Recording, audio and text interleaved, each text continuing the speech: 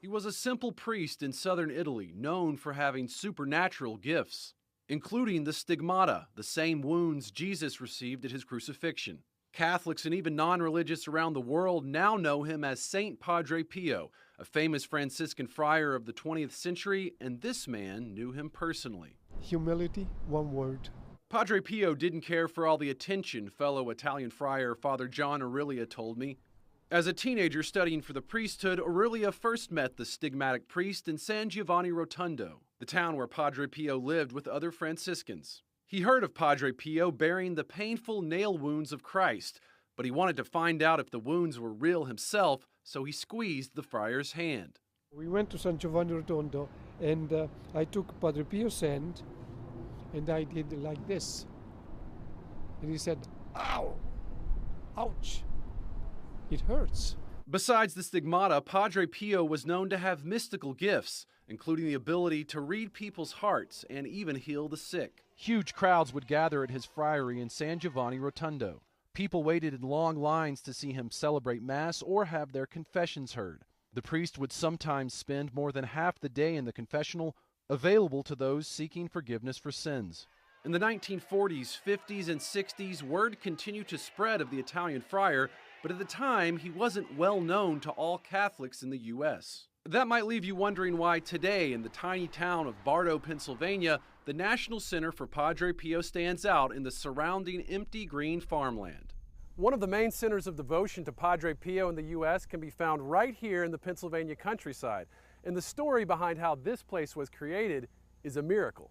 In 1968, not far from here at the Children's Hospital of Philadelphia, Vera and Harry Calandra received the awful news. Their 2-year-old daughter, Vera Marie, suffering through an ongoing battle with congenital urinary tract problems, was not going to survive. And just know she's not going to make it. She is going to die. Those were the words of renowned surgeon C. Everett Koop, who would later become the U.S. Surgeon General under Ronald Reagan. He said he had tried everything, but had run out of options for his patient. In the summer of 1968, he removed Vera Marie's bladder to provide some temporary comfort before her death. Dr. Koop told the Calandras to make arrangements for their daughter's funeral. But Vera Marie still lives today. He said, you need to come to terms with this now. You can't hang on to this dying child. And my mother went home and she didn't accept it.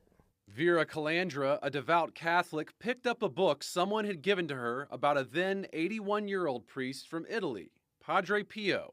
As she read, she heard the inner words as she described the locution and inner voice of, "Come quickly to Italy, bring your little girl to me, and do not delay." Vera Calandra acted quickly. She made arrangements to travel, and within weeks she was in Italy with her daughter. Waiting in a packed corridor with others, her sick 2-year-old daughter, Vera Marie, by her side, Miss Calandra saw Padre Pio approach. And their eyes locked. And that's when she made her promise. Make a miracle so that all will believe. He took his wounded hand, covered in his half glove, and he pushed it up in front of her face.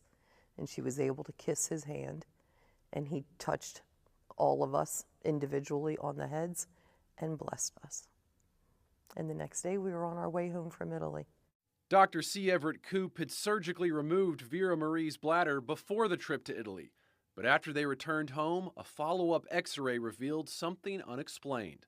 They found a bladder from where he had removed it. He could not explain that himself, and he just said there's a rudimentary, were the words that he used, bladder.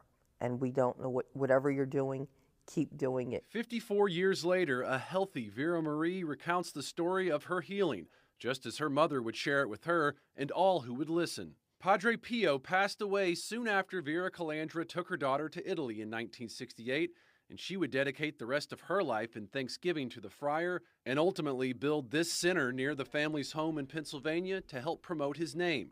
She passed away in 2004. A reporter once asked Padre Pio what else he could hope for after achieving widespread spiritual fame. Father John Aurelia recounts what Padre Pio told the reporter. I want to be a poor friar who prays. Simple as that. That's Padre Pio's spirituality. At the National Center for Padre Pio in Bartow, Pennsylvania, pilgrims can learn more about the saint's life, see real items he used, including his confession booth, and visit an exact replica of his chapel. But the focus is leading souls to Christ. People who would come to see Padre Pio and they would, almost throw themselves on, Padre Pio, I love you, I love you. And one of his more famous quotes was, no, you do not love Padre Pio because of Padre Pio. You love Padre Pio because I leave you to Jesus. Nick Gibboni, the executive director of the center, works with the Calandra family today to further the mission that Padre Pio had all along as a humble, prayerful friar. To Padre Pio, it was all about leading souls to Christ through the Catholic Church. Mark Irons, EWTN News in Depth.